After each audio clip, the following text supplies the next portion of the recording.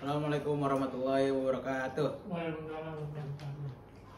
Pada kali ini saya ingin membuat media pembelajaran tentang materi teori pengenalan alat ukur tanah dan tanah teodolit. Masuk ke bagian yang pertama, yaitu pengertian teodolit. Teodolit adalah salah satu alat ukur tanah yang digunakan untuk menentukan tinggi tanah dengan sudut mendatar dan sudut tegak. Jadi teodolit adalah alat untuk mengukur ketinggian tanah pada intinya. Setelah itu apa saja syarat-syarat teodolit? Yang pertama, sumbu ke-1 benar-benar tegak dan vertikal. Jadi teodolit harus benar-benar tegak dan vertikal agar pengukurannya baik. Setelah itu sumbu kedua harus benar-benar mendatar. Jadi sumbu kedua harus benar-benar mendatar atau horizontal. Setelah itu garis bidik harus tegak lurus dengan sumbu kedua atau mendatar. Jadi garis bidiknya harus tegak lurus dengan sumbu kedua atau yang mendatar. Yang terakhir, tidak adanya salah indeks pada lingkaran ke-1. Jadi tidak boleh ada kesalahan indeks pada lingkaran yang pertama pada teodolitnya. Lanjut ke bagian yang kedua, yaitu bagian-bagian teodolit. Di sini yang pertama ada pembidik atau lensa. Di sini ada pemegang teodolit atau gagang teodolit. Setelah ini ada bulatan pugak. Setelah ini ada teleskop. Setelah ini ada kanta. Setelah itu ada skrup mikrometer. Setelah itu ada mikrometer gerak perlahan penyilang pugak. Setelah itu ini skrup pengunci penyilang pugak. Setelah itu ini bagian skrup pengunci atas penyilang atas. Skrup pengunci penyilang atas. Setelah itu ini bulatan penyilang atas. Setelah itu ini bulatan atau penyilang bawah. Ini ada tribrak, sini ada tribet. Sini ada skrup kaki pelaras. Di sini ada plat bearing. Di sini ada skrup gerak perlahan penyilang atas. Di sini ada skrup optik. Di sini ada gelembung udara. Dan itu adalah semua adalah bagian-bagian dari teodolit. Lanjut ke bagian yang selanjutnya. Ini masih sama bagian selanjutnya, yaitu bagian-bagian teodolit. Tapi dibagi dua, yaitu bagian teodolit atas dan bagian teodolit bawah.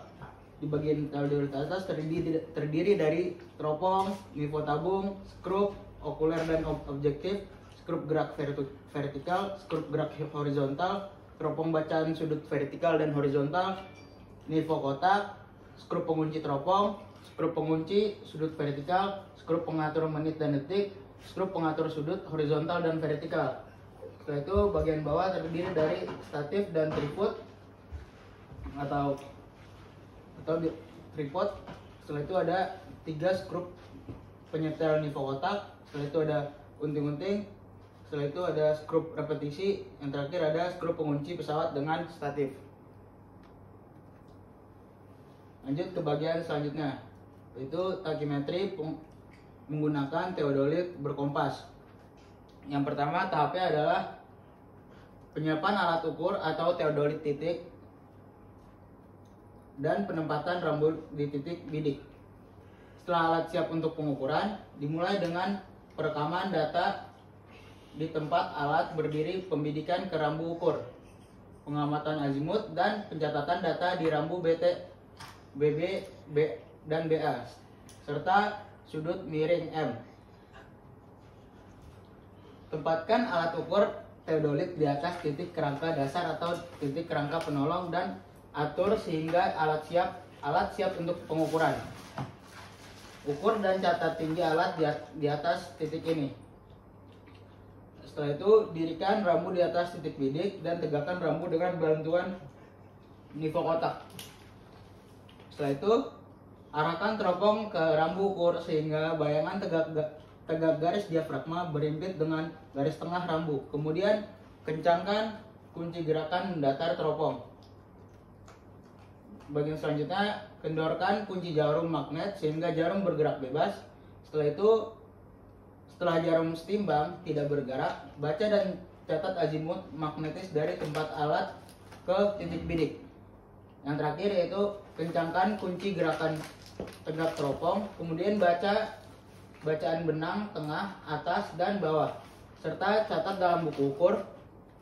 Bila memungkinkan, atur bacaan benang tengah pada rambut titik bidik setinggi alat, sehingga beda tinggi yang diperoleh sudah merupakan beda tinggi antara di titik rangka tempat berdiri alat dan titik detil yang dibidik.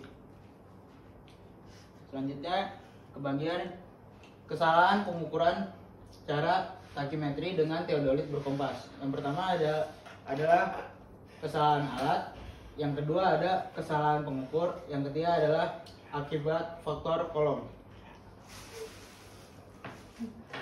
Lanjut ke bagian selanjutnya, yaitu sistem pembacaan. Yang pertama di sistem pembacaan adalah sistem dengan indeks garis. Yang kedua ada sistem dengan nonius. Yang ketiga ada sistem dengan mikrometer. Yang keempat ada sistem koinsidensi. Yang kelima ada sistem digital. Jadi ini adalah sistem-sistem pembacaan teodolit. Setelah itu masuk ke bagian ketelitian membaca teodolit.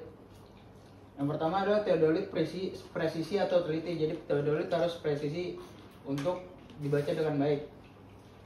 Setelah itu teodolit satuan sekon. Jadi dilihat satuan sekonnya pada teodolit. Setelah itu teodolit puluhan sekon. Yang terakhir adalah teodolit 1 menit. Masuk ke bagian selanjutnya, yaitu syarat sebelum mengukur sudut. Sumbu tegak atau sumbu I harus benar-benar tegak. Setelah itu tidak ada salah indeks pada skala lingkaran tegak.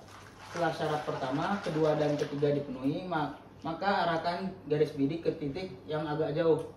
Ketengahkan gelembung nifo lingkaran skala tegak. Selanjutnya baca lingkaran skala tegak. Misal didapat bacaan sudut zenit Z. Setelah itu putar teropong 180 derajat. Periksa gelembung nifo lingkaran skala tegak. Ketengahkan bila belum terletak di tengah. Baca lingkaran skala tegak. Misal Z, bila bacaan Z sama dengan 360 derajat. Setelah itu bagian selanjutnya yaitu mengatur sumbu tegak. Usahakan agar nifo lingkaran mendatar sejajar. Yang kedua adalah tengahkan posisi gelembung nifo dengan cara memutar kedua skrup kaki tribrush setelah bersamaan dengan arah yang berlawanan. Setelah keadaan gelembung nifo berada di tengah, maka putar teodolit 90 derajat gelembung nifo dengan hanya memutar skrup kaki tribrush yang ketiga. Kemudian kembalikan kedudukan semula.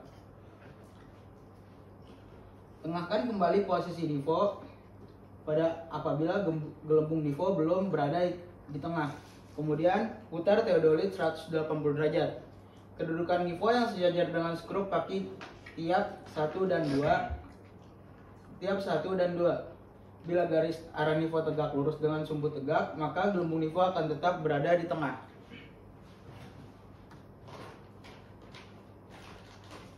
Bagian selanjutnya, cara-cara penyetelan teodolit. Yang pertama, dirikan statif sesuai dengan prosedur yang ditentukan. Yang kedua, pasang pesawat di atas kepala staf dengan mengikatkan landasan pesawat dan skrup pengunci di kepala staf. Yang terakhir, setel nifo dengan cara putarlah skrup A, B secara bersama dengan skrup C.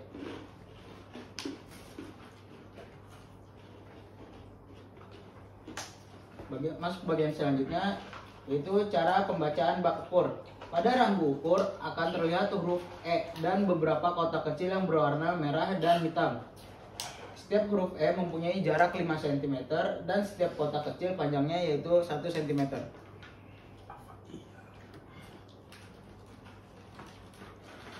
Masuk ke bagian perhitungan jarak. Jika memakai sudut vertikal atau zenit, ini adalah cara menghitungnya, perhitungan jaraknya. Dan ini jika menggunakan sudut vertikal atau elevasi. Selanjutnya masuk ke ini adalah perhitungan beda tinggi atau delta jika menggunakan sudut vertikal seperti ini, dan jika menggunakan sudut vertikal zenith seperti ini, dan jika menggunakan sudut vertikal elevasi seperti ini perhitungannya. Ini adalah perhitungan ketinggian.